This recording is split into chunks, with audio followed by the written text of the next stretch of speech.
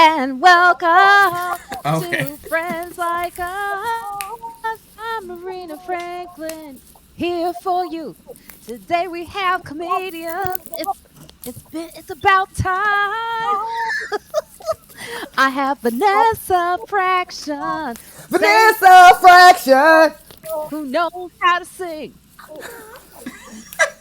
and Akeem Wood. Hey. He likes to tell about his sex escapades because he's a hoe for show. And Mia Hey, Jackson, she's the hey. sweetest peach of Atlanta. So Mia gets Yeah. wait. So Mia gets to be a sweet peach, but I have to be a hoe. You're a Okay. whore. You're a whore, Akeem. Okay. Whore. Cool. Shame. Shame. Cool. Cool. Cool. It's our king. And I forgot to say, Vanessa, you are in a new a series right now, too, right? I'm in a new movie. It's a movie. Sorry. I'm so sorry. No, In a I'll movie. receive the series in the name of Jesus. But yes, I'm in a new movie. Tell us about the movie. Oh, I'm in a really awesome movie called Praise This. It's available now on Peacock. It's streaming on Peacock. It's an absolutely wonderful movie with some very talented people. It's starring Chloe Bailey, Angelica Washington, Drewski is also in this. Gospel greats like Jacqueline Carr and Corinne Hawthorne, and funny folks like myself, Coca Brown, Country Wayne has a piece in there. My boy Mike Bless, like it's really Lauren Lott from American Idol. I know I'm missing. Oh, Tristan Mack, Wow's baby, what's up? Yes, so he's in it as well. I didn't have to go so hard on his name, but it's a Will Packer production, and Tina Gordon is the director. I believe Tim Story is one of the producers, and it's another producer, and God bless, I forgot their name. Lord have mercy, Jesus. But the point is, it's an awesome story, and it's fun. It's for the family. Great music. So download the soundtrack, and it's called Praise This on Peacock. Praise this. Yes. Hallelujah! We want to see more of Vanessa Fraction everywhere. Definitely. Congratulations. Thank Peacock you. seems to be doing the best with diversity, by the way. They seem to be the only ones keeping up that promise. Am I wrong or I mean, I get my Peacock on. I was Bel Air's on there. I was just watching even like Queen's Court. I was watching some other things. You know, it's got a lot of good programming on there. What's the name? What's it? Something Crew. What's the name? Crew. I messed that up. You can't shout people out, and you ain't. Yeah, Grand Crew. My bad, Grand Crew. Yeah, Grand Crew.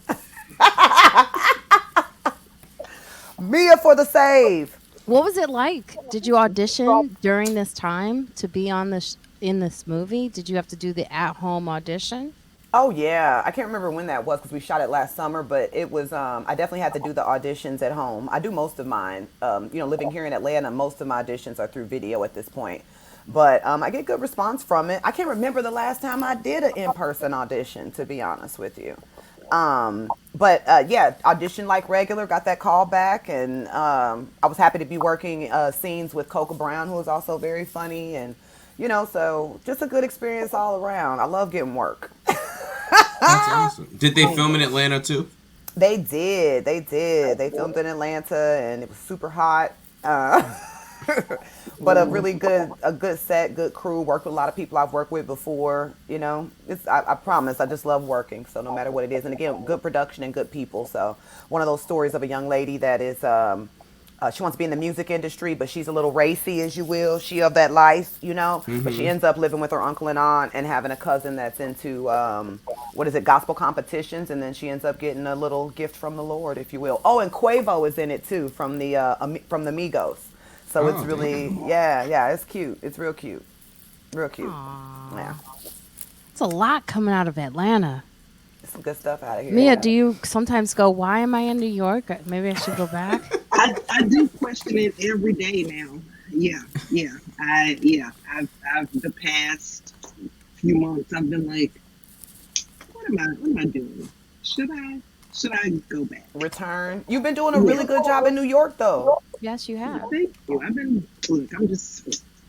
I'm trying, but there are times where I'm like that pull just because my family's still in Georgia, where I just want to be, especially post pandemic, where I'm like, And my sister just had a baby, so I'm kind of like, I want to go see the baby all the time, that kind of thing. So I'm just, yeah, that's, but yeah, New York is great.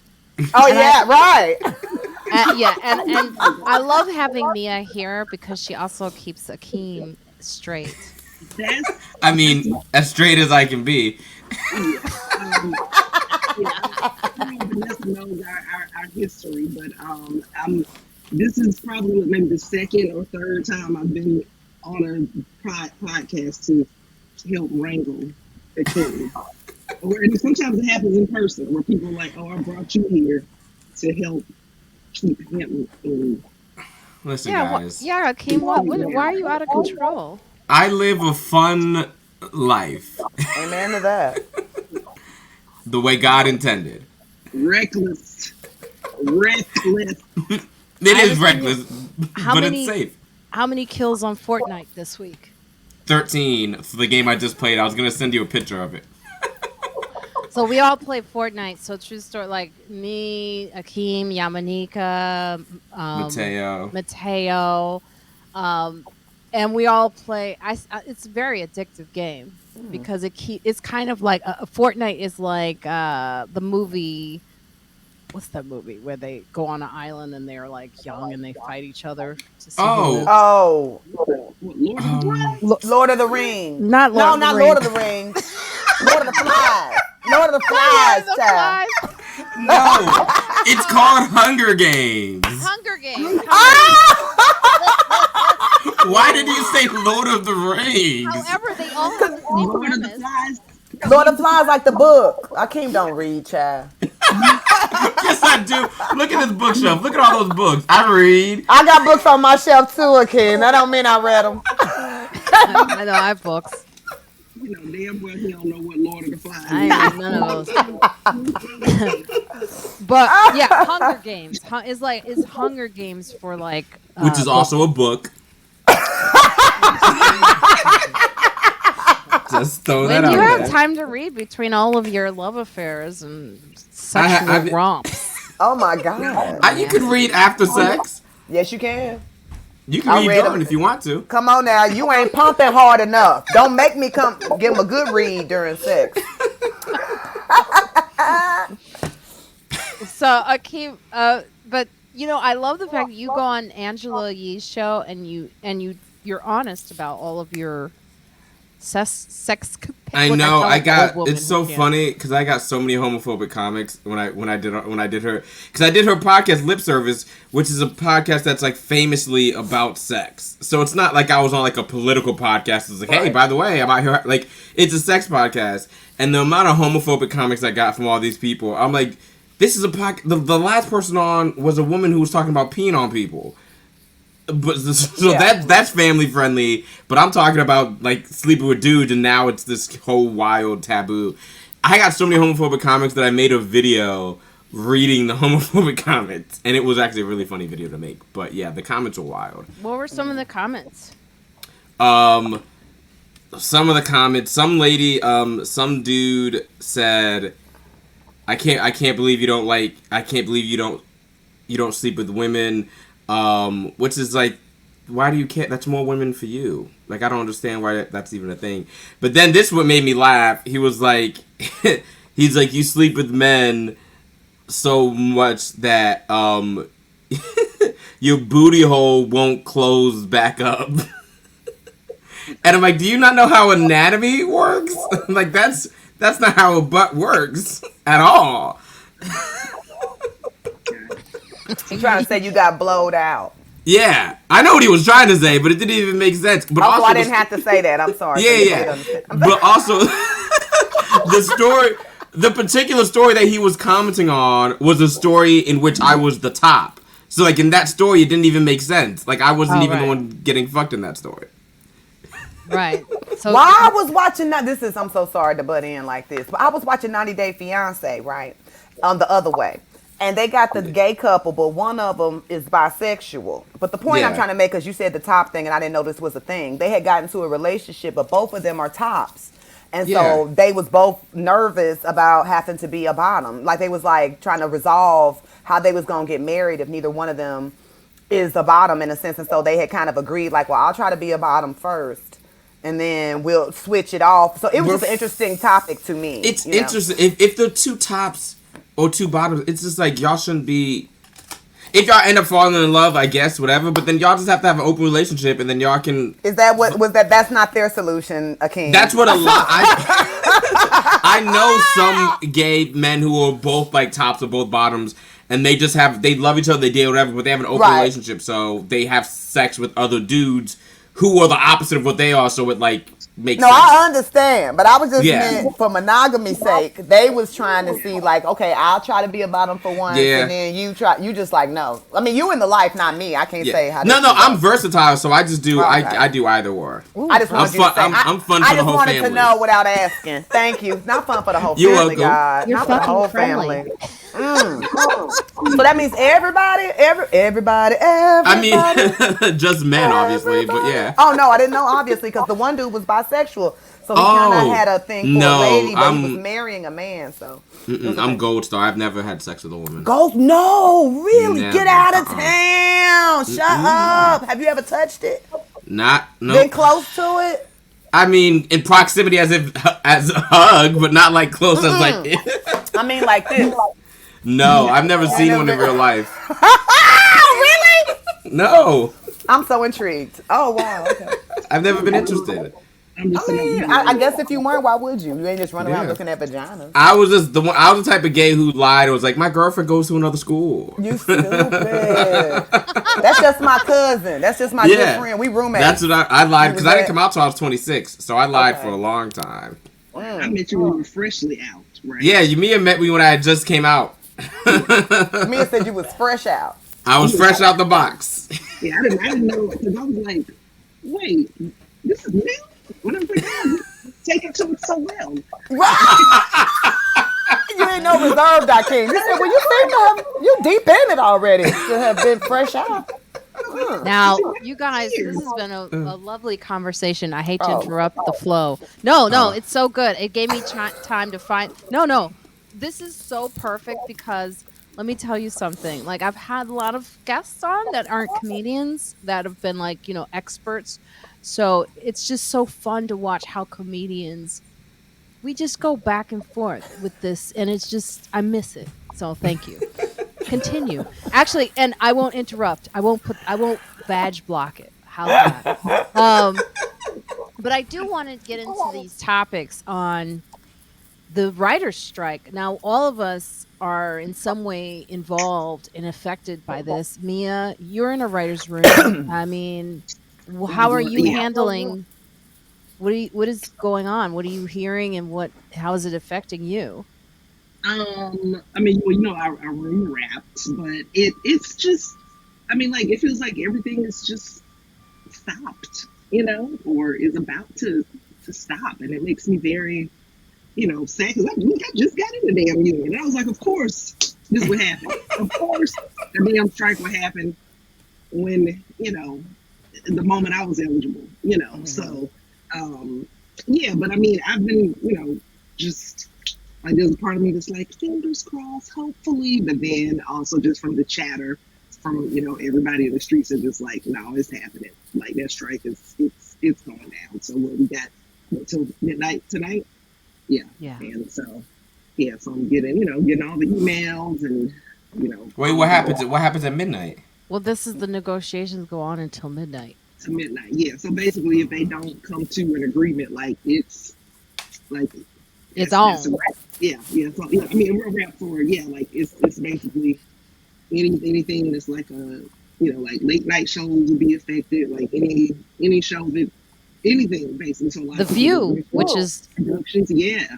But isn't there a couple reality or non-scripted where there's kind of they say producer, you know what I mean, like that kind of thing where they kind of it skates the line or still allowed to kind of, or maybe I don't know if it's game show or some kind of reality. Yeah, game shows are non-scripted, or animation is not affected by the Writers Guild, and like for me, like who was ready to go back out to pitch my show, I can't. I'm just sitting there. Yeah. What about you? They can't talk. I'm so sorry. Go ahead. No, go ahead. Oh, how long do strikes normally last? until they to it agree. agreement. Oh, okay. And The I last was one gonna. was I'm like, sorry. oh no, I'm sorry, no. Finish your answer to him. I apologize. Go ahead. I know. I think what was the one? What was it? 2007, 2008? Was that? Then that was like several months, I believe. I can't remember off the top of my head, but I know it was a long time. But like that's how like shows like The Apprentice and all that kind of stuff like blew up because the strike was so long that all that unscripted stuff just that was the content basically. And they were So like playing reruns and stuff at the time. I was Yeah. going to ask you, Marina, because you were saying you can't pitch your show. Because I was on the phone last week about that, and I was like, we can't talk about it. I know I can't lift my pen up, and that's fine. I ain't gonna type nothing, but we can't talk about it. I think you could fix some things. I think, like, like if you have a pitch deck, you want to Yeah, maybe. I think that's I I yeah, I don't don't know know. for sure, but I think you can't have like meetings Yeah, like with the cannot have production meetings. company and stuff like that. I don't think so. I'm gonna look that up. I think you could go. Yeah, that's a good question. Like if you have a pitch that you're working on and you go back and forth with the production company on the pitch, I think you could practice the pitch possibly during this interim. But Right. it's really with any network that it wants to buy. And then yeah, that's the yeah. I guess if you don't know when it's over, it just all makes sense. Why are we talking about it right now? In a sense. Yeah, it's a tricky one because this is also about AI, and I don't know if you guys have been understanding what's about The to big happen with that. conversation. But AI can write your script for you. Yeah, that's not all that great. The ones I've read from AI, You've read 'em? they need some fixings. Well, no, I've messed with AI and stuff like that. It is a good tool, especially when I'm kind of stuck in my brain about which way to go with something. It'll give you a lot of examples on which way to go with something. You're like, oh, okay, yeah, let me go this way. I didn't think about that, or something like that. That's what I use it for. I'm not again deep into the AI. You know what I'm saying, or whatever, to really speak in full about it. I do know that like a guy wrote a book, like a children's book, that kind of thing, but it wasn't without twerking and going back and forth with it and so forth and so on. So it's not like, I guess I'm saying it's not intelligent enough at this time to really do it in a way that is, you know what, it don't matter because it does it enough that the little tweaks, But at I the guess. same, I think AI is so. I think it takes away the personality of writing because it's like even though it's artificial intelligence or whatever, but it doesn't have any actual life experiences, so it can't. It's not going to be able to write the stories that we're telling unless you're telling like a generic story anyway. Right. I thank you, Akeem. It's more generic. That's what I would. Yeah. It can. Yeah. But it can trick However, you they're though. learning. You could. Yeah. Yes, ma'am. They're learning. well, So they show like how AI can get better at things like Yeah. playing chess, playing soccer, hockey. Like they show like AI computers learning how to get better at physical sports. I'm just glad they can't do stand up yet. They Because can. They did. I don't think they can. Because stand up's so. I mean, I think you can do rudimentary type shit, but stand up is so personal. At least the way that we all do it, it's so personal that it's like AI doesn't have. It can't pull off personal life experiences because it's a fucking Well, that's machine. the problem is they're learning like that twerking it. AI tries to write scripts in the tone of your voice. So like let's say they want a script written like Akeem Woods would write. AI would get all your information that you have or put out there already and attempt to write in your In tone your of voice. voice. So imagine what it can do for jokes. Imagine Oh, so yeah. think about this, right? While we're out here picketing and going, we want our rights. AI can write a script in like 30 minutes. So an executive can go, y'all can be out there. Because I can tweak this. This good AI. Thank you. I'm gonna add a little ending. I don't like your ending. Let me switch that up. But And also, that's the scary part. Kimmel I think it was Kimmel, did a bit when we were first talking about all this AI some months ago, where he had his people, try to have AI write monologue jokes in tone of Kimmel.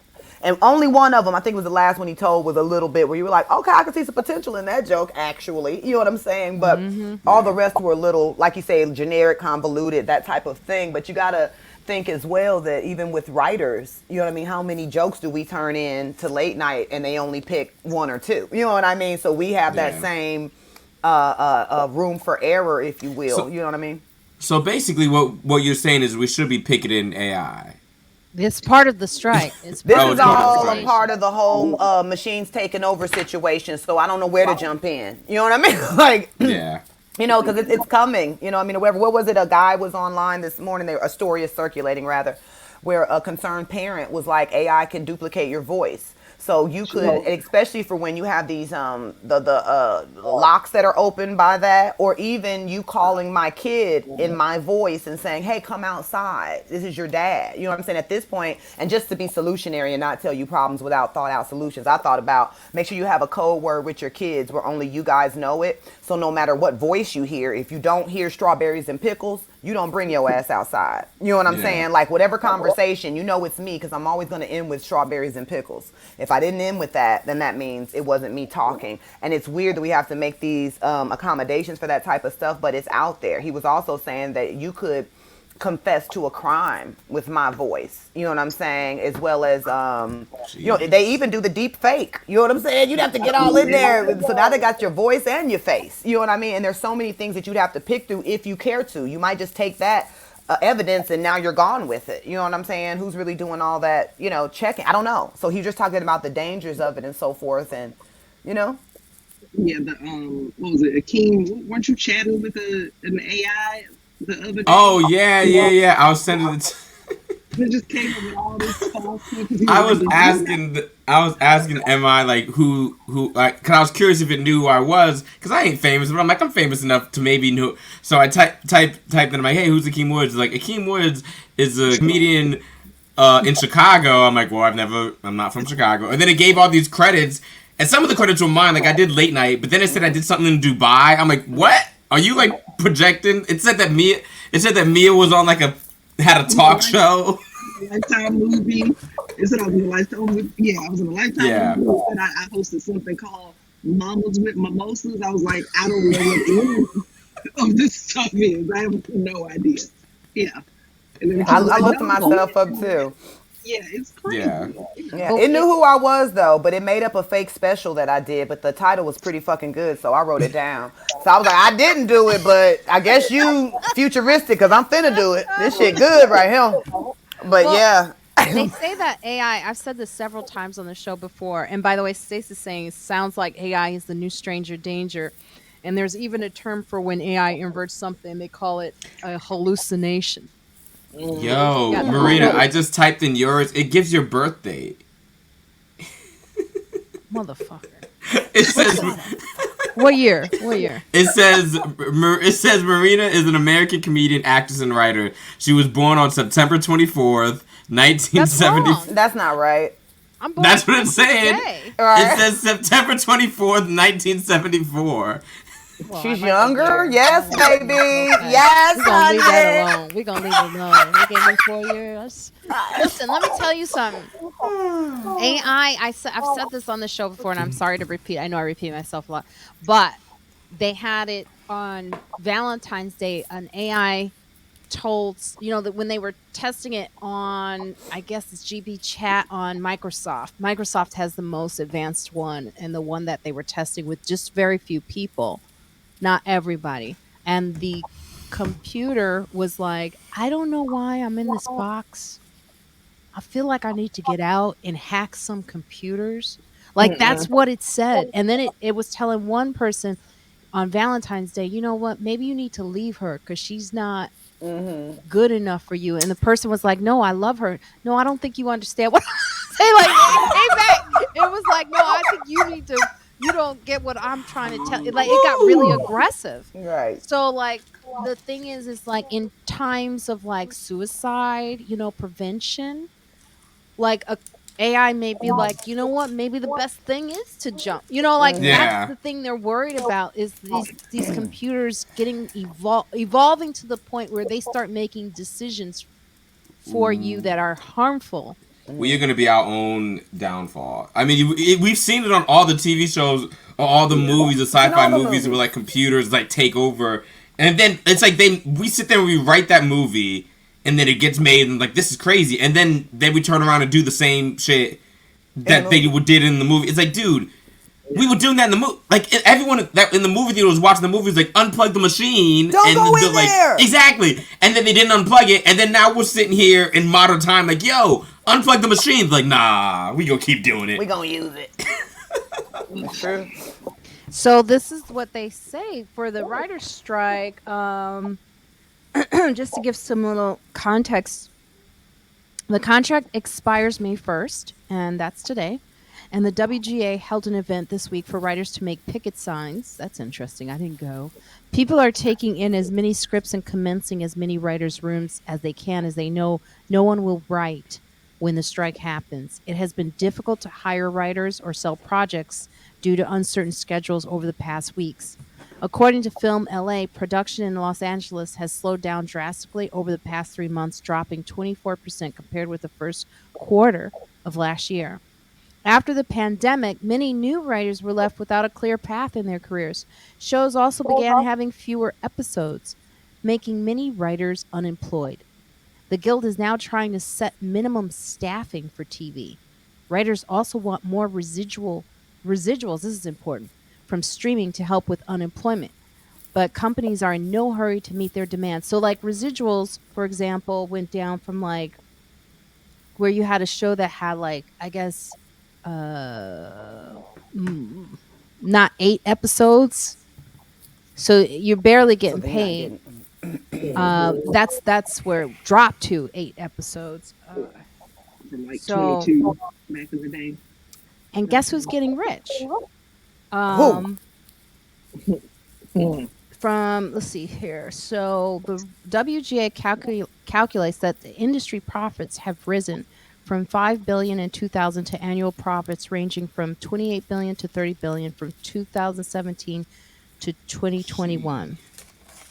The industry has paid exorbitant salaries to executives while reporting billions in profits. So we're Execs are still making money. Oh yeah, always.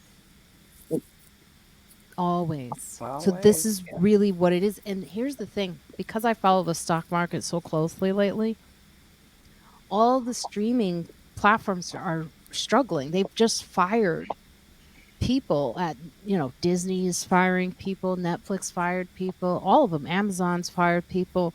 So it's tricky because they are firing people because they don't have, they're in this weird streaming platform where they don't know who's going to be the best, and they're not really, like Netflix, just now they have an ad tier.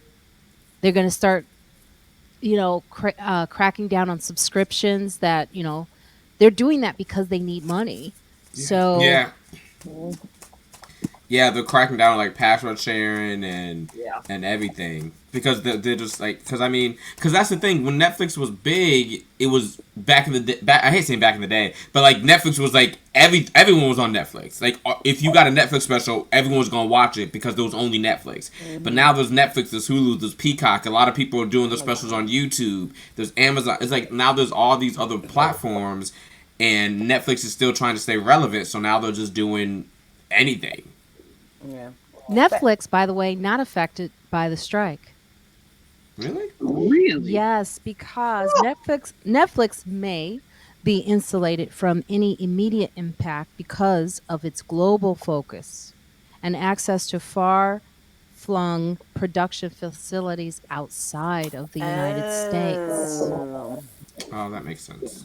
Now, the strike cost the state an estimated $2.1 billion and tipped its already fragile economy into a recession. So it's just, it'll be interesting to see how this all turns out. I mean, overall, this is going to affect the economy. Like, you never think of when I started doing comedy, I never thought that my work was going to affect the economy, but it does. I feel more important now. Vanessa, you're very important. Thank Super you. important. It's not like they have the monies. They just need some redistribution. Just Some of these redistribute this billionaires. fairly. Yeah. These Give us execs. some of this money, baby. That's the thing. Some of these people are just Greedy. too greedy. Just too greedy. It's like ain't acted. You just standing on set going like, "Ooh, that was good. That was good. That was." Yeah. And meanwhile, I'm over here stressed out because I had to try to write a scene. Like, you didn't have to write this scene. I'm falling apart. And y'all, like, give me a check. Give me what check. I am worth. That's all. Amen. What Mia, you you're worth a deserve. lot. Yes, yeah. You Georgia peach, you. This might trickle down to like some of these comics that are just mainly like writing and acting, and now that they can't write and act anymore, they're gonna start doing like club dates, That's true. and that's gonna affect That's what I me do. because your boy, y'all can't take these club dates away from me. So it's gonna trickle down and affect everybody. Let me tell you, a lot of actors realize how much comics make when they see the off season. They're not making any money, and comics go on the road. Yeah. A lot of actors started to dip their foot into the comedy A arena. lot of rappers. Yeah, Lot of- oh, girl. Oh, I hate it. I hate it. I hate it. I hate it. I hate it. What Oh. Ti, right? Yes, I can't. There are others, but they have tried. You know, Will Smith and got a lot of people got in the game. You know, I work with T-Pain. He did one, but he didn't want to be a comic. But you know, I defend him. I just don't like it because it's like, because we don't do it, and I feel like people should stay in their lane. You don't see us out here trying to. I'm not dropping an album. Well, you do have us doing that, you know, from Little Duval to Tiffany Haddish to Corey Holcomb to I just like people that they already kind of showed that interest. Like we know, for instance, Craig Robinson. You know what I mean? He is a musician. You know what I'm saying? So it's not out of character for him to drop an album or to do that type of stuff in his act or whatever. But it always seems a little. Like we seem a little more possessive when it's like you're just doing a money grab. You don't even care about the art. Yeah. You know what I'm saying? That's when I try not to take it personal, but it's like I care about the art. You know what I'm saying? If you ain't gonna get in this for the love of comedy, then don't you do? And I feel the same with any other genre where they're like, hey, look, if you wasn't 11 years old beating on the table waiting for your music degree, you know what I'm saying, or whatever. If you didn't go to Lord, I was about to say the name of this musical school and I forgot. But the point Juilliard? is. No, the other one. It don't matter. The point is this in Boston, Philly. Berkeley. Berkeley, thank you so much. Anyway, if you didn't go to the Berkeley School of Music and care about it the way I did and have to fight for a scholarship, don't you peruse your ass into my lane just because you bored and want to, you know, pick up a check and because you popular. And a lot of times it's just because you're into my shift over to my lane just because you know? No. But then you have that other side that says whatever your creative desires are, whatever, we only live one time that we can remember. Do any and everything that you can possibly get your hands on. But I just believe in a spirit of excellence. If you're not going to come into something with a spirit of excellence, I don't like people to play around in it. I agree. Amen. Hallelujah. The authenticity, there's an attack on authenticity. I really do feel. Mm-hmm. You know, like it's because everyone is so greedy. You know, that's really what this is. How fast can we produce? How fast can we make money? Think about it. They are considering, while people are picketing, having a computer write a script in like 30 minutes. That means you really don't give a shit about the arts. I mean, look at what they're doing in schools. At a very basic, in the schools, the arts is under attack. There's no funding for the arts. We have a young lady whose episode is out before this one, talking about museums. You know, just the funding of museums that are not like, you know, main CGI, I think it's called, museums. Black, diverse museums, books, for God's sakes. It's Under just attack. such an attack. And I feel like it's just a fear of a black planet. Listen, you just. I mean, that's what they're doing. That's the underlining of everything. Like, that's what they're slowly trying to erase. It's like, you see what they're doing in Florida and Nashville and everything like that. They're slowly taking, like, I remember I was actually talking about this on Godfrey's podcast, but they, in certain books, like, they stop calling it slavery. They're like, oh no, slavery's too harsh. We'll call it indentured service. I'm like, it's supposed to be harsh because what y'all did was Beyond hard. was monstrous. Like, right. but they're taking out the word slavery and they're putting in different words like indentured servants, or they're just taking out that word. Indentured servant is its own thing. Yeah, You know that's what a I mean? totally different thing. That's a whole other thing. But they're taking out. They never really taught Black history anyway. But now they're like changing it drastically to make it seem like it's completely different. And they're doing that because they want to erase our contributions to everything. Like they're not even teaching. They're whitewashing everything. Yeah. Oh yeah, Stace just put that. That's why they call it whitewashing. Yes. Yeah. And Stace is white, so she know. She's one of the good ones. She's a good white. Speaking of, Belafonte is gone. Harry Belafonte, which every year I think about him, and I was like, oh my god, if he could just hold on one more year, one more year, I one more know. year. One more year so I can meet you. Let me hug you. Let me touch you. One more year. I mean, such a person. We've lost. How do you all feel about the loss of Harry? Like, how did Harry Belafonte? Did you know of him? Did you know of what he was about? I'll start with you, Mia. Well, look, as a person who is, I've always been a very, what's the word?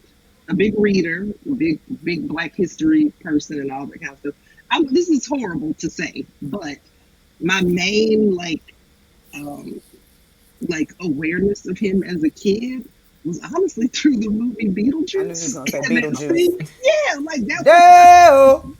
That was what because because I think about like from the time frame in which I grew up, like you know about people, but obviously I didn't, like from the movies that I was watching as a kid, like I didn't watch, I wasn't actively like, oh, I'm watching a movie, but I did know about things like, I take that back. I did watch Carmen, I believe it was, yeah, and so I knew, and I knew about Sherry. I knew about her, his daughter. So like those are the things. So it's like, but now as a full grown adult, I'll go back and read a lot of these things to go, oh, I might have known just this piece because of this thing, but now I can go and go, oh, this was the full impact of where this person came from and how this contributed to, the culture for us as Black people and just in general, So, I mean, I just went back and read all these things. And I'm like, why did I not know this? Like I know this piece and I knew this thing, but I didn't know all of this as a whole. And this is just a really, this is an amazing story and just. And it's intentional that you don't know as much as you should know. Yeah, for sure. Yeah, absolutely. And but then you see all these things that he did as far as the civil rights movement. And I'm like, I knew about everybody else. I'm like, how did I miss? He's in every photo with Martin Luther King. You can see He him is in all the photos. Yeah. He in there. Yeah.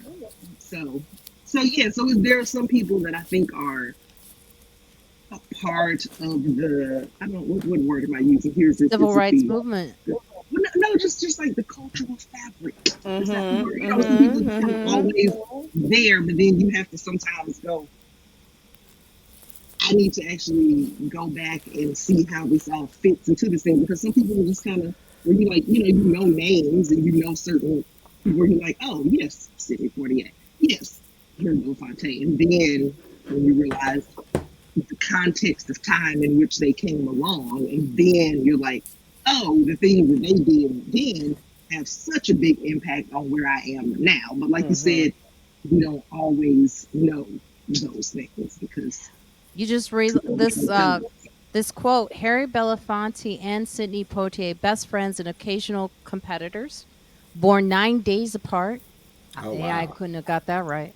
Pioneers in challenging and changing dominant attitudes towards Black men by steadfastly refusing to embody either beast or fool, by being themselves and declaring what we all were and could be. Now, Vanessa, I saw you. I'm going to go to you. Were you looking for a? I thought I had a Harry Belafonte record right here, but I couldn't find it. I found Claudine. I found Ray Charles. I found Lou Rawls. I found an old Aretha. I did not, but I think I got Harry over here. I swear to God. But I was looking. I said, I know I got a Calypso over the hill somewhere because I listened to it. I love Calypso. So I will go with you, Mia, in saying I think some of my first strong feelings about how great the music was through Beetlejuice, because I just had to know where that song came from, because I wanna go home day, East but through that it made me understand who he was, and then just what a handsome gentleman that he was, and that I was very much into Sidney Poitier. Now my parents very much into Sidney Poitier. What the both Bohemian brothers, correct? Mm. Both Bohemian, Bohemians. Now I think Sidney Poitier got to be a Bohemian because every time I go into the Bahamas airport, his picture's up there. So I and then Harry Belafonte as well. I just say Island Brothers. Excuse me, but They the from the point too, islands, yeah. yeah. But the point is that they showed us what a distinguished black man was about, baby. You know what I mean? Just so poised, so good looking, so well dressed, so well spoken. You know what I mean? So I think as far as movies and stuff like that, I watched a heck of a lot more Sidney Poitier because I loved A Piece of the Action and all the things he did with Bill Cosby and stuff like that. So that was, and then In the Heat of the Night. I just watched In the Heat of the Night like last month, and I forgot how raw it was. I was like, they showing titties in the heat of the night. Okay, but when it's hot, you got to bring your titties out. So that was definitely appropriate. But if you haven't watched those movies and stuff, you got to go back and watch them because it's some hard hitting stuff. You know what I'm saying? They were not pussyfooting around any type of subject matter, but they were bringing it to you in a way that it's undeniable. You know what I'm saying? And undeniable about the respect that we deserve as human beings and as intelligent, creative folk. And so just the dance and the sing, just everything. And then so, as far as the civil rights movement and stuff like that, my dad was straight up pro-black, all that stuff. So we definitely understood that the movement had to be financed. You know what I'm saying? So Harry Belafonte, along with other prominent black folks, were some of the main folks that were raising money and getting that money to the movement so that we can have a lot of the freedoms that we have today. So it's special as entertainers because we have such a power. You know what I'm saying? And I know we're going to get to this later about Roy Wood and his speech and so forth, but we are so like she said, we have such an opportunity to be woven into the fabric of America and into the history of creativity and stuff like that. You know, we have a voice. We have a bigger congregation than most pastors, and people pay us to hear what we have to say. They pay before we open our mouths. So I understand the responsibility that can come with that, and the influence that we have. And Mr. Belafonte and Mr. Poitier were just extreme and wonderful examples of what we can do and who Yeah. we can be. Our elders, man. Dick Gregory, all these very influential Born in Jamaica. I'm so sorry. influential elders that really held it together and led by great example. And Harry Belafonte did not start off as an actor. He was an activist first, actor after. I thought he was in the military or something as well. Probably that too, but he was definitely, he says that acting just was something that came after he was like really activist in the movement way before any of his acting work came in, so it just was a natural flow for him. And I say that because I think some people maybe in the acting field aren't as good at being activists, and that's okay, you know, maybe that's not in you, but we do need people like a Harry Belafonte, a Dick Gregory, you know, a Sidney Poitier, people like that. Really, I miss so much. I'm hungry for Akeem. You're like the youngest one, I think here. I think. Yes. So unfortunately, I'm not gonna lie, I wasn't really privy to him. I knew the name, but I'd be lying if I said I knew like his body of work. Unfortunately, I just didn't. You gonna go back and watch now? I Yeah, am, yes. Carmen I is am. the best. Yeah, I was just about to say I meant Carmen Jones. I was like, I realized like, am I talking about Carmen the hip hopper with With Beyonce? Like, I meant Carmen Jones. yeah, And that's Carmen what I meant, Jones. Carmen Jones. With Dorothy With Dorothy Dandridge Dandridge. changed my life. It's what got me into theater the way I am today. Actually, with Harry Belafonte, Pearl Bailey, Max Roach, which is Janice Adams. She's been on the show several times. That was her husband, Max Roach, and it's that show. If you watch it, and I do say, Akeem, go back and watch Carmen Jones. It's historic. It's like one of the movies that all entertainers should watch. It has all of the black entertainers of the Alright, day. I'm It gonna was write it one of the down. when you think about like us getting into this field, that was a very difficult time, and yet it was an excellent movie, one to watch. It blew me away when I was in college. I remember I just happened upon it because I loved watching the Turner Classic Movie Channel, and I was like, "What is this?" And then, of course, Carmen Jones. She's such a host, so you'll love it. I will. It's on. It's on Prime. I'm gonna watch it. I'm gonna watch it later on. Yes, you will love it.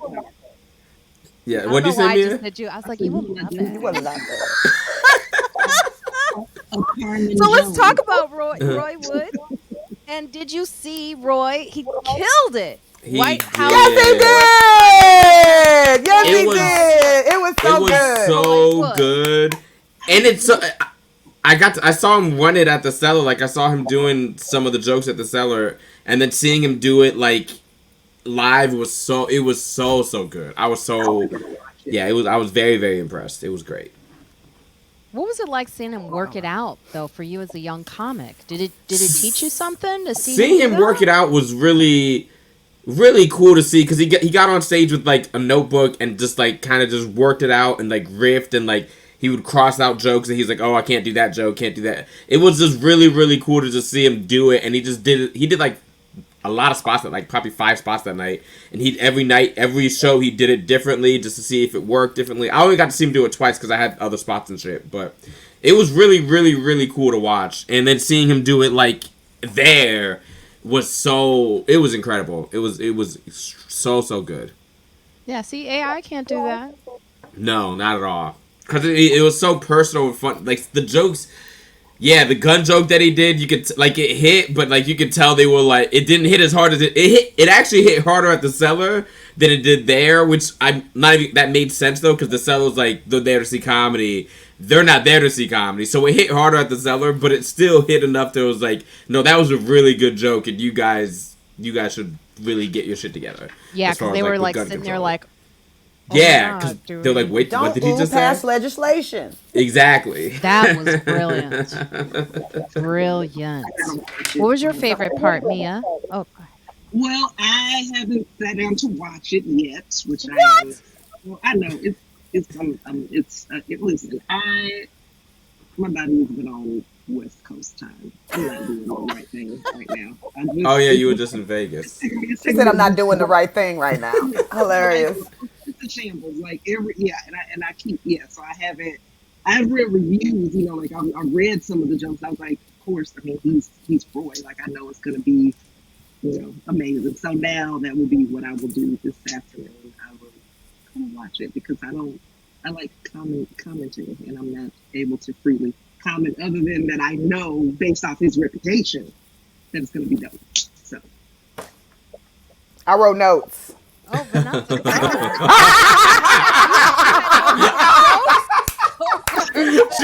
she just won up both of us. She's like, y'all ain't shit. Let me show y'all. Well, I will say, writer, so I did expect. Yeah. yes, I am a writer. That's my kind of thing. I look forward to being in that kind of space. I thought Roy did a phenomenal job, from his poise to his confidence in the midst of those sometimes tight situations. You're in a room full of stuffy people for the most part, 'cause especially when they do that camera to the audience, and you can see some people just and other people like, you know what I mean? It's such an energy or whatever. And I just thought he carried himself so freaking well from the beginning to the end. His comfortability, I did. Never mind. The fact that he came straight out and said, "Let's give it up for Dark Brandon." I said, "Oh my God, he gonna get it going early," and carried on, child. But I really enjoyed the voting systems joke, he and the callback to it with the whole like. And if anybody asks, my favorite voting system is Dominion. if you want the truth, give Dominion in your booth, baby. Really cute jokes. They're fun. They're light, and you have to laugh at it. You know what I'm saying? I like the way that he integrated a little bit more of Black culture, even if you knew what he was talking about or not. You know what I'm saying? Like, everybody I don't think knew who the Black Daddy was on Family Matters, but they still laughed at that joke. There was another time that I think he brought in Power and BMF and different references that you may or may not know, but I like that he said, well, so this is from my perspective. You know what I'm saying? So many times, you're in the audience and I don't understand everybody's references all the time. It's, so I just really enjoyed that. The Kamala joke, of course, hit home, you know what I mean, Yeah. and made you think, you know, because But they nobody ever. dragged him on the shade. Well, The the shade room is shade not. tried Who gives a hard. fuck what they think? It was crazy. I was like, what the I hell? didn't You know. mean What did in they? the comments or in the posts, Marina? Kind of both. It was Did they like make a post? they What made a happened? post about his comments about Kamala, and then and they were like thoughts. You know how they do that? They always do Yeah. that. Thoughts. So And you're then talking about the people in the comments, or go ahead, baby. I'm so yeah, sorry. people in the comments were like, don't give, like, I was surprised at how many people don't like Kamala Harris in the comments. They were like, don't give her anything. She ain't done shit for us and all this. You'd And be surprised how many young, uninformed, unintelligent people comment on the shade room. You know, you have to think about how many people look at it. You know what I'm saying? Then you have to think about what type of person takes the time to make an ignorant comment. You know what I'm saying? It doesn't yeah. take that much brain juice to do so, nor are people really all that informed about stuff in the first place. So the commentary in the shade room comments to me is for pure entertainment and funny. And when it gets too ignorant, where I really know that, I don't know, sometimes I come out of there. You know what I'm saying? If it's not for the giggles, I'm definitely not coming in there because I think that people are informed. You know what I'm I was saying? Like, shocked. I thought they would have been like, "Oh, great job on giving her as a woman some type of notice," like cuz I think she he just gave it balance. You know what I'm saying? yeah. Where you were saying all these things, but what do we hold these other people to? What standard do we hold these other people to? So I really like that. I like how he zeroed in on local reporting, and the importance of local reporting. I'm glad that he mentioned the Oh, scholarship stuff because I yes. forget what Yeah. that correspondence dinner is even about. So I appreciate Right? that part. He just really, from head to toe, just really from the beginning to the end, just embodied everything and Yeah. covered I loved how he everything. complimented his mom. He thanked his mom I at the was, end. I thought you that know, I was was. just getting to that, Yeah. Akeem. It's Mother's Day. It's May, baby. But as a son to a mother, go ahead and speak Yeah. your piece on it. Sorry. Nuh-uh, please. No, this is No. all about praise. I Yeah. just thought it was very. It made me like teary eyed because I lost my mom like 6 years ago, so it made me like really really. That was just really cool to see her sitting there like watching her son. That moment was like super super. It was really like authentic and stuff. It was really cool to see. It really was. And he spoke a lot on Yeah. family legacy and what his dad did and what his mom did. And he spoke on everything, but above all else, he was funny. And I think that we Yeah. lose that sometimes as comedians. I don't know why we're in this age of I gotta let my opinion out or I have to do this TED talk without the funny. You know what I'm saying? Our Yeah. job as comedians, first and foremost, even before information, is to be funny. I don't give a shit if you come out here and slip on a banana peel. You better make me laugh. You know what I'm saying? Yeah. And I'm not accepting anything less than that. Now, we're not perfect, so you know what I mean? I'm not saying what percentage of laughter I need to have, but it needs to be predominantly about making us laugh. It's not about us putting our points out, because if that was the case, we'd be preachers or motivational speakers or something like that. Yeah. I The know it's a whole lot of TED talking going I on. do not care for it. The whole point of us doing what we do is to make people laugh, and he did a phenomenal job at it. Hats off to Roy Woods for sure. Mia, you look like you were about to jump in and say something. Oh, well, no, the point. No, I was gonna say this was just to the point of when people post things and say thoughts. Like that always drives me crazy because I'm like, you already think something, so stand on the shit that What's your you thought? have to say. Yeah. So that's I was gonna say like to so sometimes like to put that thing like what you already think about it. So just say what you think, and then if you want people to comment, fine. But like, yeah, that drives me crazy when people thoughts, and then it just goes awry, and then when nobody, and that gives people too much of an easier place to go. Oh well, I didn't agree with that, or I did agree with it, and it's like no, just say what you gotta say. Yes. So that was my But I that was think what I was thinking. Yes. I also think like on the spin off of Harry Belafonte, Sidney Poitier, and the class of black men. I mean, we talk a lot about black men. We've torn them down on here sometimes, and sometimes we raise them up. But I would say like what Roy brought was some class to that too, like that I have Class not act. seen in a while, Yeah. while being really funny. Agreed. It was Some classy. class. I mean, like where has that been in the representation of black men? Thank you, Roy. Giving it up for your father, your mother, showing some intelligence. The thing that stood out to me also was that all he talks about the paywall, all the essential, fair, and nuanced reporting was said. It's all stuck behind a paywall. Say what you want about conspiracy theory, but at least it's affordable. I think that resonated with in the room because who has the time? No, we got all these streaming services. Who has the time to pay for it? A lot of times I try to get articles to you guys and they're like, "Oh, you got to pay for this." Yeah. It's like the Yeah. average person, you want them educated, stop putting it behind such a paywall that they can't afford it. I like the way Roy was like understanding that you too can't go out and report for free, but there's got to be a balance somewhere because someone's not getting someone is getting information, and it's Fox News. Yeah. You That's why I know, go. That's why we go to the shade room. Now I gotta go to the shade room and see what happens.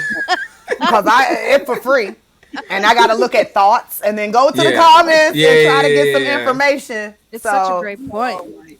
Who screenshot this article for me? That's what we right, have to do. gotta call a friend. Right, right. Yeah. Another interesting point about it is that it says in this article that was written on Deadline by Dominic Patton that Roy Wood Jr. may not have the name recognition of his old boss. Now, this is so it's a big moment because I think of these things as like I was talking to someone on Fortnite about how they didn't watch because and it wasn't Mateo. They didn't watch because they didn't know who he was. They didn't know who Yeah. Roy was. They knew who Michelle Wolf Who was was. Michelle Wolf? I'm gonna say about to name a whole bunch of other people. Who did I? So it just didn't it for them, but mean, it's I know just for her. them personally. But I think these moments of But doesn't go ahead. sorry to interrupt, but doesn't Roy have more of a track record That's than what I thought. Michelle? I think at as far as like who you would know, I no shade to Michelle, but None. No shade, Michelle. Sorry. But it but is I think you would interesting know because him this more. person was white. So I do find it Oh. fascinating. Yeah. Well, and gay man though. But I do find it fascinating who we get behind sometimes and who we put in these positions. And it's really like this moment for Roy is such a big and rare moment. If a lot of people did not know who he was, like I felt They like should in know that now. room for Michelle, I think they did know who she was because she's a Okay. white woman.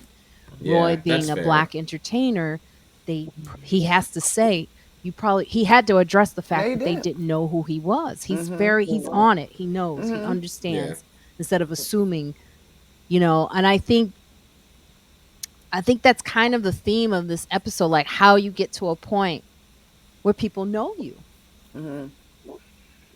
It's difficult. Yeah. Well, I think that's the thing that's interesting about and it's like as black entertainers, we have to do something that white entertainers never will, and that is we have to be mainstream. We have to cross over because like they'll never. We don't like. We have to know what Friends is, the show Friends. They don't have to know about In Living Single, like In Living Color or Living Single, or they don't have to know about Whatever's any of our living. shows. Yeah. But we have to know about Friends and Seinfeld, but they don't have to know about the Parkers or Yeah. Monique or anything. It's like we have to know everything. They don't have to know anything. So I think that's always been so interesting. Is like we have to quote unquote be mainstream for people to know who we are. Roy Wood has to do all this other stuff, and Michelle just has to exist. And that I think that's such a major difference, and you don't even realize until you're in the industry. Then you realize it's like, oh, we got to do this, and then maybe we'll get the white people will know who we are because now that we're on like a NBC show or something hit. Meanwhile, they could just exist and they're like, hey, I'm here. They don't have to get us. We have to get them. No, and you know what? Like, and it's so much stuff that from a cultural standpoint that like we know as black people we just have to know. Like, it just made me think about having a conversation with a friend who she hit me up one day and she was like, "Did you know that Debbie Allen and Felissa Rashad were sisters?" And I was like, "Yeah, who don't know that?" And then I was like, "Oh, you're right." Like you just didn't even like no one ever like they be like you don't.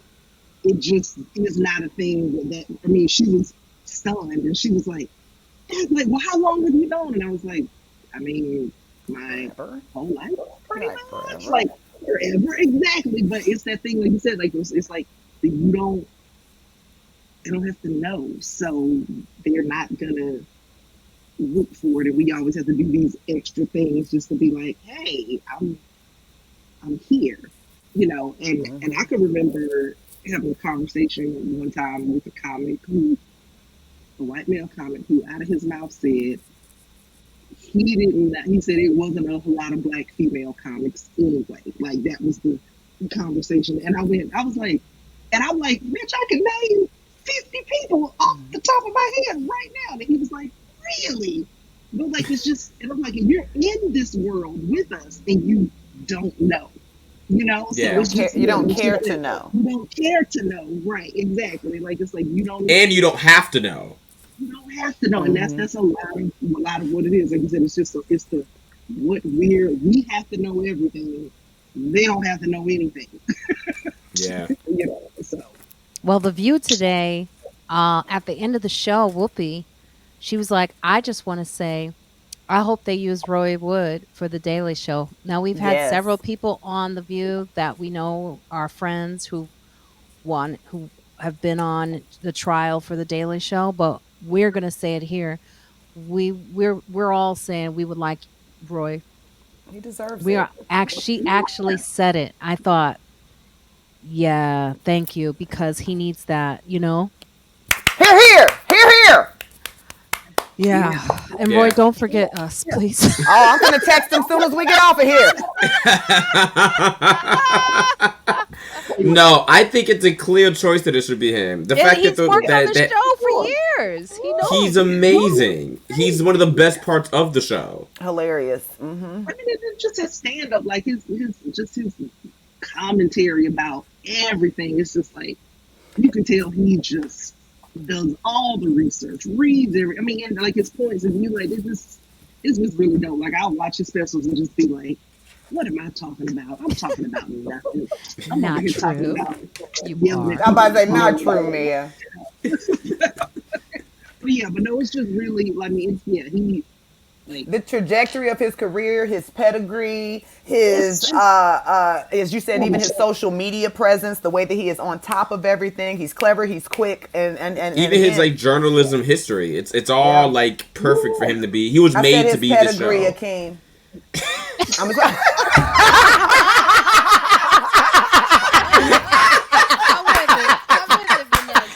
I went to school in Florida.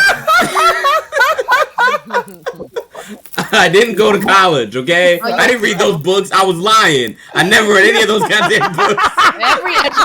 Every school in Florida should be labeled remedial education. Oh, shucks. You are so funny. you know, he didn't read not one damn book over there. Now, this is a topic that I've been loving. I just one of my assistants put in here, and I think, Vanessa, you always crack me up with these. Smokey Robinson reveals affair with Diana. See, already. Listen. Yeah, we have to know this.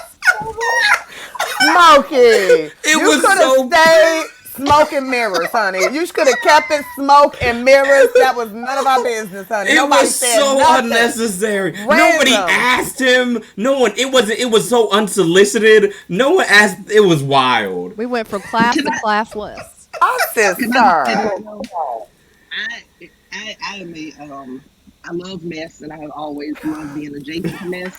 And as a kid, I read Mary Wilson's book, Dream Girl, My Life in Spring. Oh, you love mess.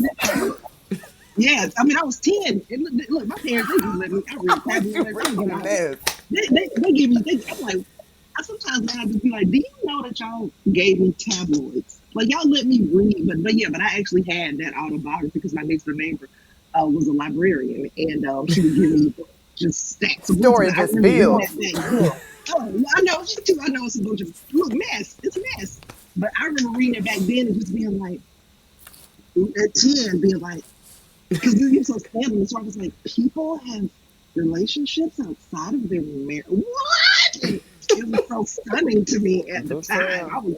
It was so yeah. So for him to be talking about it now, I was like, I was like, wait a minute, guys. I was already in this. You already had the tea. But it's just so wild for him to like he just be saying anything while he gyrating. Like that's he Oh, Yeah, just what's going on with that Smokey? gyration move when he got up and did the little, all of that. I said, Smokey. Smokey had backed it up and did that little. I said, Smokey, put that up.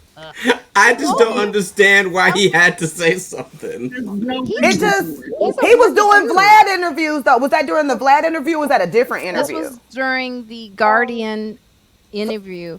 So While this is another discussing his random. career in an interview with the Guardian, Smokey spilled the tea on his long ago affair with the Supreme singer. The famed singer-songwriter was married to his first wife, Claudette Rogers, at the time, and notes that the relationship with Diana Ross, lasted about a year. Mm. He went on to explain that he now realizes he was in love with two people and at the same time, and you can't control who you fall in love with. What Do you question think did the Guardian ask to prompt him? that's what I was about to ask? What question made you say that? They asked him how his day was going. Well, I slept with Diana Ross, that is. Oh, talk about your career, Smokey. Well, in the early days, who asked you? Do you think he just did it to get clicks? Do you think that's why? Because he knew it would How blow would up? he? No, it's because he's a light Clicks? skinned, green eyed man. And they are I evil. mean, They evil. Mia. Because Let me he go got look. green eyes. You say he got evil intents. I'm gonna see how he looked when he was young. Hold on. Let me Oh, fine. no, Smokey was a winner, especially back in that kind of day. I mean, the good hair with the. Think about anything you, else girl. but being Being with with you, you. being with Come on, Oh Marina. yeah, he would have got it back in the day. Yeah. He was fine. Haven't they noticed the changes Changes in in you? And you. oh, I love his stuff. Yeah. Yeah. I mean, great Marina, you is songwriter. really breaking it down. Tears of a Clown, honey. It just was what was his ooh, baby, baby. Oh my Oh God. yeah, he could have got it. This is the black and white picture. This is the one. I mean, come on now. But He was everybody want cute. to spill the tea on Diana. I said, let Dirty Diana be Dirty Diana if that's what she was doing.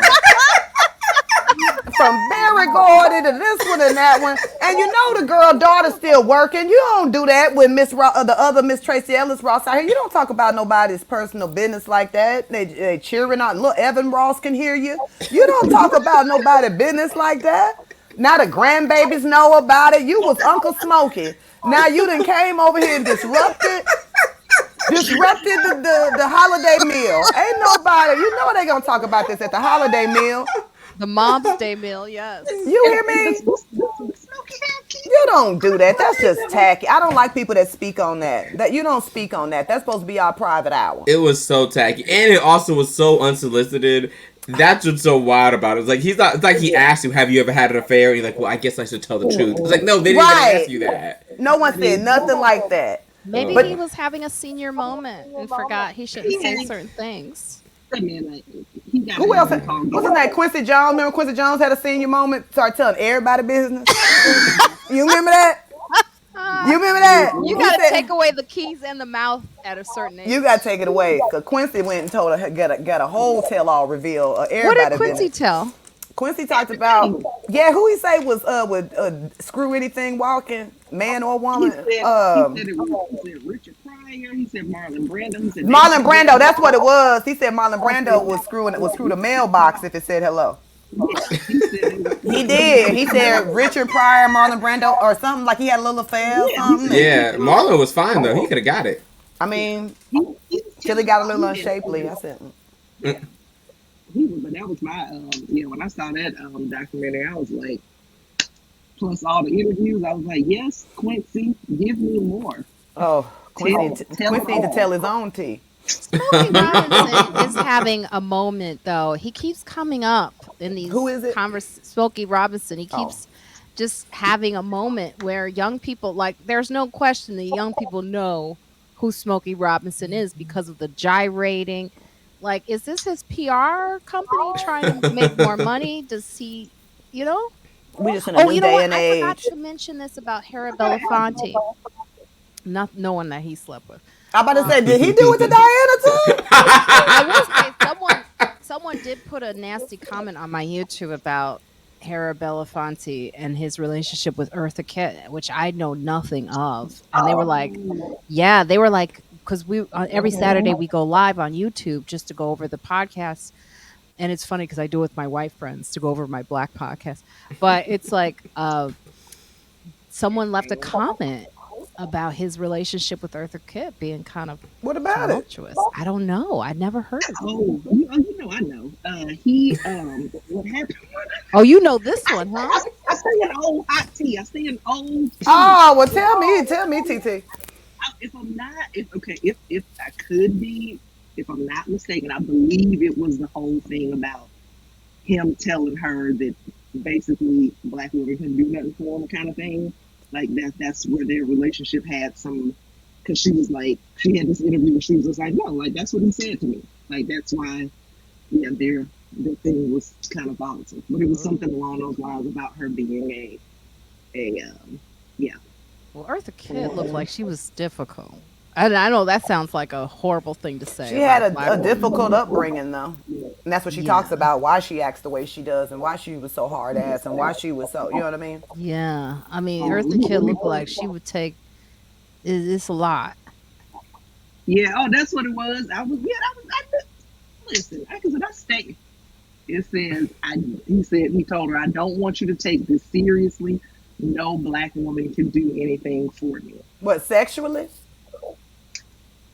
About their relationship. They're fooling around. Some folks is that way. They got their preferences, child. Yeah, and she Wait, said, Harry Belafonte's wife was white? one of them was, I think, his second wife. 'Cause I Oh. went Googling last week.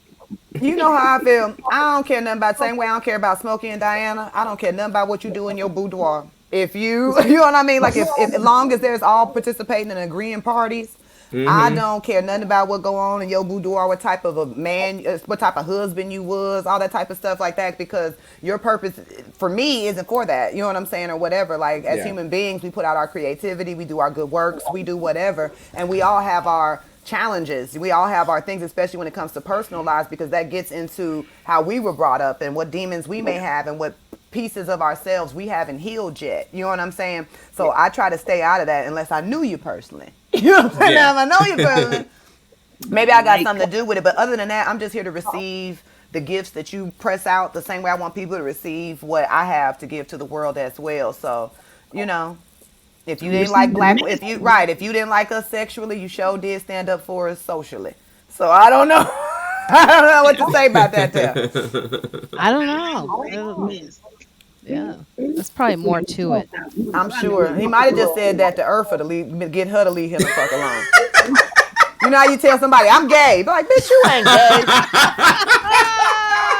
Sound like black women. What? Yeah, just leave me alone. How you know your wife is black? I don't like him. I don't like him. just to get her off his back. You don't know. You Did never anybody know. else hear it? No, I'm just playing.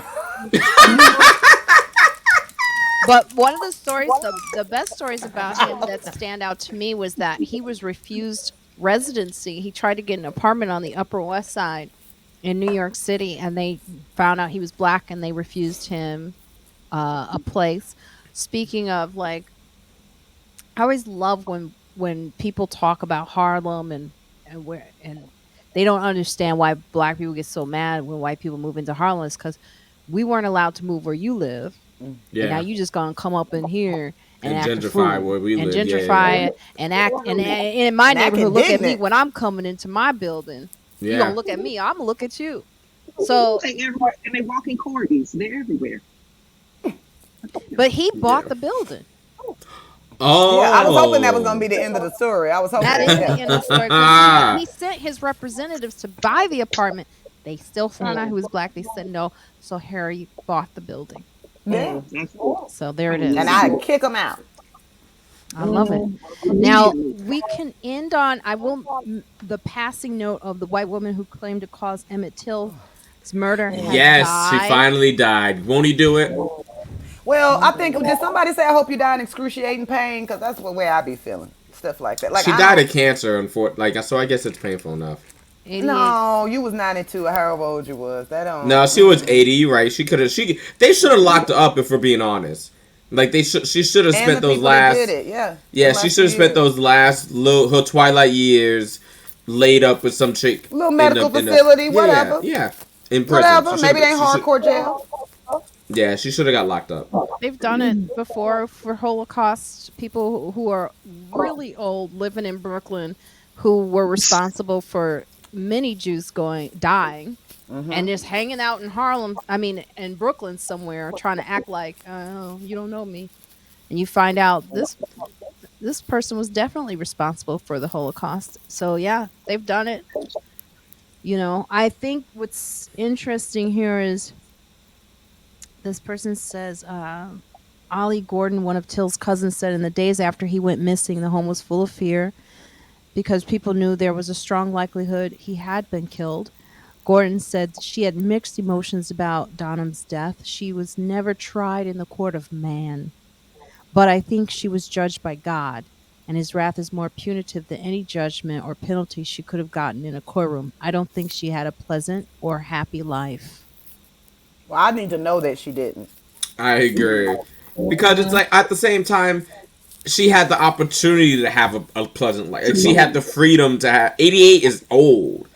Yeah. Like, Yep. that's a lot. That 88 is Yep. like average, like, life Yeah. expectancy. So it's like, she's not actually died at like 40 or 50 or 60. Pat Brown! I love Pat. We're actually on a recording of Friends Like Us, and they can hear you. Hi, Hey, Pat! Vanessa Fraction is here. Oh, hey, babe. So I'm back. I'll call you back, Pat. You want to say hi to the podcast? Say hi real quick. Hey, podcast. Hey, Pat! All right, I'll call you back. Oh, I love Pat. Oh yes, love her. Brown is the best. So, Oh my God. yeah. I don't know. I feel like religion for us in the Black community has been so beneficial for white America. Facts. Say it again. Yeah, religion for us has been so beneficial for white Americans because we rely on religion to sort of heal what's not been healed and solved. Reparations, we never got reparations. We still get redlined. We still got all this discrimination. This woman was allowed to live until 88 years old, live out her truth till she was 88 years old. The family, and so what we have is to just go, well, God, hopefully, God gonna do it. Hopefully, God had made it. He gave it retribution. Yeah, I'm not. I say go for the generations of her family. That's what I say. Get them something. Someone should have to pay restitution to the Till family. Someone should. So if she's dead, okay, cool. Well, your grandbaby's got to pay something. $20 a week. Yeah, something like Till it's something paid like off. yeah, exactly. So I mean, I don't know. I wouldn't want to pay for my granddaddy crime, but I will say. I know, right? Now that you think about it, I don't want to pay my granddaddy crime, but I get the sentiment. sins Yeah. of our fathers, sins of our mothers. But now, I will say if she was wealthy or something like that, then yes, you do have money to give. There is a such thing as restitution. There is a such thing as you stole, and something has to be paid back. So no, you shouldn't be able to, as a what do you call the people to come after you? ancestors or No, that's descendant. There, the other way. Yeah. You shouldn't be able to receive greatness from that. Like if she had a book deal, any of that type of stuff, you shouldn't be able to get no money off of that because there was a crime that she never had to pay for that was, committed the same way if the Rockefeller stole a bunch of shit or stole some beach land. You got to get it back. You know what I'm saying? Like, but no, I'm not going to pay out of my own, stuff, but I'm not going to be able to receive what granddaddy had. You know what I'm saying? So the father, like I'm saying, where I don't want to pay for my granddaddy's sins. Now, if granddaddy left me an inheritance and it wasn't right, well, then now I got to get that back because granddaddy wasn't never right. You know what I'm saying? But it shouldn't have to be where I got to go get an extra job because granddaddy did something. You get what I'm saying? But at the same time, I think people don't even realize that she admitted to doing it. Like, it's not like we're just saying, she did it, we think she did it, we got to prove it. It's like, no, she already admitted that she did it. So why the fuck is she not? Why the fuck did they not lock her up? It's not like they So would they have. say it's still murky. It's not murky. She said yes. She says she is the reason because she is not the actual person who did the Did the act. crime. So you an accessory. Take your ass to jail. She's an accessory to murder, though, which is still a crime. Yeah, they say. What do they say? But back in that day and age, she knew what would happen when she did what she did. Just like white women know what happens when they call the police on a black person. They know what's gonna happen. There's a history of it behind it. So it's not like she didn't know. It's not like she didn't know. That's why sometimes when you see these Karens on the phone, they are adamant about describing the person they're calling the cops on as black. They always say, I'm African American. Like, they're adamant about that because they know what that equals. And So it was she even has- worse back then. She had, in an obtained unpublished memoir of Dunham's, More Than a Wolf Whistle, she wrote that she was unaware of what would happen to Till. Historian and author Timothy Tyson of Durham, North Carolina, decided to release the memoir She's a liar. after researchers found an arrest warrant on kidnapping charges that was issued for Miss Roy Bryant in 1955, but never served. Tyson said in a statement Thursday that Dunham's precise role in the killing of Till remains murky, but it's clear she was involved. It has comforted America to see this as merely a story of monsters, her among them. What this narrative keeps us from seeing is the monstrous social order that cared nothing for the life of Emmett Till, nor thousands more like him. Neither the federal government nor the government of Mississippi did anything to prevent or punish this murder. So, and in the last year, the Emmett Till Anti-Lynching Act, get it, last year, was signed. Yeah. Last year by President Biden, which made lynching a federal crime. Last year.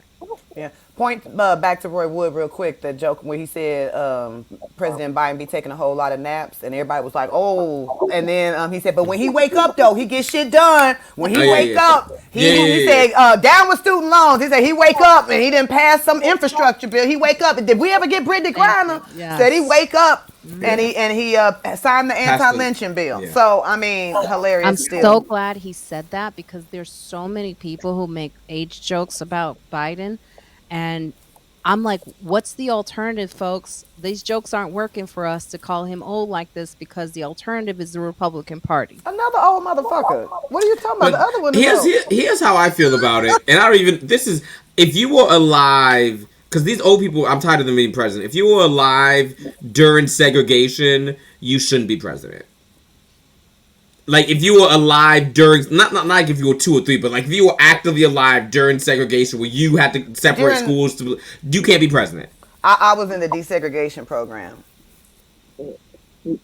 I'm 43. I get what you're saying about the strong civil rights movement part, but all this segregation and all this stuff that they've tried to do to fix it went on and it's still going on in a lot of ways. So it's like it's hard. But I know what you're saying. I'm just being an asshole. Yeah. They ain't putting no holes on me, baby. I know what you're saying. They ain't putting no holes on me, child. So I get it. As long as you get the sentiment. Yeah, but I was marching. No, I was out there marching. Mm-hmm. Mia, what were you about to say? You were saying. What was I about to say? Well, no, just to the point of basically you're just saying you're looking for a specific age range. If you're just saying like, hey, if your ass is in your 70s, just have a seat. Yeah. Have a seat. It's just he's too old. Both of them are too advisor, old. be a consultant. Don't you don't need the job. It's too I rigorous. mean, we still have presidents. We had a president who rapes and he really lowered the bar. And he's a criminal. He's an impeached person, and he's lied to the American people several times, and he caused a riot on January 6th, and he's running for president. So I don't know. What happens when you can say once this happens you can't run for president? Like if you have bad credit, or if you lied to the American people, if you've been impeached twice, where is the parameter for you can't even run? Is there one? There isn't. That's The why they same out. with why what's his name? I think you can't be a felon. So if he got convicted of these crimes, then he couldn't run because he would now be a felon, and then he can't run. I think around it because he is an old white man. they will find a way around it. There's loopholes for white rich people. So, But even with the George Santos thing, like, isn't there something where you can't participate in government if you're a liar, a known liar, if you lie on your resume, if the same thing, I can't get a job at Trader Joe's if I lie on my resume, and if I, you know what I'm saying, like all these type of things, or have indictments from prostitutes and shit like that, I can't even work at the Trader Joe's. So how can you? I'm sorry, Mia. No, I'm sorry. No. I was gonna say it's already a system that's been built on lies for years. They're probably like, well, what's another liar? It's fine. There are no guardrails. Yeah. But yeah, for everything else other than politics, there are parameters. Right. yeah, Right. which is wild. Liars should be able to work at Trader Joe's. Yeah, liars should be able to work. Yeah. He You're made right. the Yeah, point, yeah. Roy Wood, about France and them Age raising limit. the Yeah. what is it? The Retirement age from 64 to 62 or something like that. 62 to 64. 64. Excuse That's me. just like what 2 or 3 years, and like we're upset, and like Biden, Biden. you know what I mean? Begging for a job at 80. Begging for a job. Yeah, it's such a great point. I mean, we're in a place in America where we're starting to see, like, I mean, it's become very obvious to the mass that nothing has ever been fair for anyone, Yeah, black or white. That's why I always thought, even when Trump was running, when he always said "Make America Great Again," I was like, that's such a racist slogan, because again implies that it was ever great, and it's never been great for us. that wasn't his original. That was a Reagan slogan, "Make America Great," and then so that shit wasn't even. Oh, that's why he put the again on it. Hilarious. Are you guys watching? I watched Succession, which is like, I feel bad. I should also watch Power, because I feel like he made such a good point about Succession is for white people and Power is for black people. But I've never watched Power, but I do watch Succession. When you watch Succession, you see the ins. They go in. You see the ins and outs of all of this stuff, and it's like, I've never seen it. I haven't watched it. oh my God, it's very eye-opening. I'm very behind. It's like I'm in the 3rd season, so it's 4th season. But when you watch the stocks, right? You watch, like, I used to think, what is this? Like, it's so unnecessary watching the stocks, these little charts and stuff. But when you really start paying attention, you see, like today, like the Federal Reserve, another bank just collapsed. We see how all this stuff is allowed to happen, whereas the average person cannot possibly do some of these things that these banks get away with, these corporations get away with, the executives of all of these networks that we work for get away with. It's never been fair. I mean, that's the one point Trump had, right, is that it's always been rigged. Yeah. Yeah, he was just one of the ones rigging it. He was basically saying, hey guys, I'm part of this rig. Look how I work. About it. Anyway, we do have to get out of here. This was a fun episode having you guys on. It All was. the comedians. Yes. Finally, I miss my comedy buddies. Yay. It was nice to be on. Was it? Yeah. And Vanessa, I don't think we've never met before, so We haven't. I was gonna say I didn't know if I needed to wait till we was all stop recording. Oh, But I was okay. like, stop so I can get your phone number. I came. I'm be in New York in June. I was gonna do the whole thing, honey. Oh my goodness, you guys seem like you knew each other. You're so No. Did he behave, Mia? I'm so proud of, but let me tell you this, he is only behaving because he is in the company of black women. The other podcast he was on was white people, so that's why he was reckless. Oh my gosh. Just show up on, just was all off topic. So this episode, I'm so proud right now. Because my sister and I have designated ourselves as his caretakers. So this is That's my little wildlife. I do. I see. I've been seeing. I see Akeem. Like on Fourth Street when they were walking from like the Comedy Cellar to the Village Underground. And when I say that someone just sprays like I'm available sexually, like I was like, Akeem, Say where? what? Like he looks like a peacock just walking down the street, just like, hey. Said, I'm available sexually was a person. Because I need people to know that I need to be wifed up. I need to be wifed up. You look gay skunk. So you wanted? Oh Lord, I have so many questions, Akeem. Lord Jesus, I said, Akeem, if you don't stop with that walk, I have to see it at this point. That's the way God made me walk. That's how I walk. It is a strut, Vanessa. It's a full-on. Is it You a know. sashay away? I've been hitting the gym and running and getting my. It's almost summer, so I got to get my It short is. shorts. Yes, that is. at Yes. the airport, Hoochie we were at Daddy the shorts. airport, and Hoochie one Daddy of the shorts. waiters was like, I was like, is he hitting on you? I remember that? Oh yeah, he was cute. I would have hit back, but you was there. Eh. Well, how did I ruin it? I'm just Because I didn't want to be rude and like put on because we wanted was to having see. lunch. I wanted to. If I you- saw part of the action. I saw the little. He was cute too. The server, I tipped him well. Oh, did you ever? You try to give him your tip. The tip of your dick.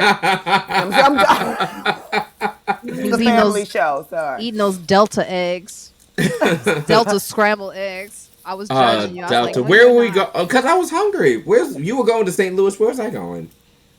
I don't know. You were opening for Godfrey somewhere, I believe. Maybe Chicago. I don't remember. Yes. DC maybe? But you were just Yeah. sitting there. It was too early to be flirting and sexual, and you were It's not too early for me, girl. in the airport. It was like 6 a.m. and he's like, I was like, look at this one. Anyway, I had just got a haircut too. Probably my beard was probably trimmed. Popping. Anyway, guys, we- is what I can't get over. It's because it's so accurate. It's Peacock. I can't. So anyway, this was a really great episode. I am going to go out first with. We always go out on a where our listeners can follow you, and friends like us. I will start with you, Mia. Tell our listeners where they can follow you, and the friends like us. Well, hello, listeners. I can be found at Mia Comedy on Instagram and also on Twitter, but I don't be on there except for the lookup mess, as we all have established this episode. And then our website, miajackson.com. And let me see. With friends like us, there's always someone available. Okay. With friends like us, there's always someone available who can wrangle you. Ah, Ew, Rangos. Rango. Akeem. Hello, you can follow me on Instagram at Akeem Woods, AKEEM Woods. Vanessa, I already followed you. And AkeemWoods.com for tour dates. I'm going to be in Denver May 17th through the 20th. So AkeemWoods.com has tour dates. Pride Month's coming up, so I'm doing a bunch of gay stuff. So come to some of my gay shows. I'm doing Orlando and Chicago and stuff like that. And yeah, AkeemWoods.com. And with friends like us, we'll always have the tea. Yes. Yes. Yes. Old tea, new tea. Yes. Vanessa. Yo, what up, listeners? Please follow me at Vanessa Fraction on all social media. I'm trying to get my TikTok up, so follow me over there, even though I don't do shit on there. But listen, follow me anyway. You can go to VanessaFraction.com, all that great stuff. Please listen to me on the Nappy Boy Radio podcast, hosted by T-Pain. I'm one of the co-hosts on there. It's super dope. You can watch it on YouTube, and you can listen to it wherever you listen to your regular podcasts, like Friends Like Us. And also Father's Day, I will be at NJPAC. Father's Day, I'm doing Earthquake's Father's Day show. It's June 18th. It's going to be a super awesome show. I can't remember. I think Nephew Tommy, Tony Roberts, and Donnell Rollins. I think probably somebody else too. I'm missing somebody, but God bless. It's going to be a great show. So June 18th at NJPAC, and with friends like us, with friends like us, we can appreciate what we all do for a living and the impact we can have on our world today. Ooh. Ooh, a long Say one. word. Whoa, coming in strong. Marina Franklin here. Just go to my website, marinafranklin.com. Please follow us on Patreon too, and you get a chance to watch us during our recordings, like Stace and Tamara, who are both back here backstage. Thank you so much for joining us backstage. Stace says she wished that she still lived in Denver. She would see you, Akeem. Oh, that's so So, sweet. just so you know, we have very Move back. supportive fans, and it's been a great show. Just again, follow me, Marina Franklin, on marinafranklin.com. Oh, I have to mention, I am doing an hour at the Fat Black Bar May 22nd as well. Very important show. On May 25th, I am doing a fundraiser for a school that was defunded in Harlem. It's a very important show. We will have the information up soon, but it will be at the only Black owned comedy club in New York City. That is the Harlem Comedy Club. Okay. May 25th, the performers there, Yamanika Saunders, Keith Robinson, hopefully Pat Brown. I don't know if she just called. Hopefully she's not. And Bevy Smith. Bevy Smith will also be there hosting. And it is probably one of the most shows that I'm the most proud of right now. So, because we got to help the babies. All right. Yeah. So let's help raise some funds for the babies in these schools that are really defunded while they're funding the police. So there it is. And with friends like us, you can have funny friends to make your day even better and funnier and inspirational. Yes. Yay. All right. And now that was long. Sorry. I'm going to say 1, 2, 3. And on 4, we're all going to say check us out at the same time. 1, 2, 3. Check us out. I feel like we did that terribly. It wasn't good. Perfect. We can do it again. You want to do it again? Okay, yeah, let's do it again because I didn't feel good about it. And yeah, good to see ya, Tamara. 1, you could sing, check us out. You could do it however you want. 1, 2, 3. Check us out. Oh. That was a You said we could sing it. Yes. I thought that was. Don't worry about it.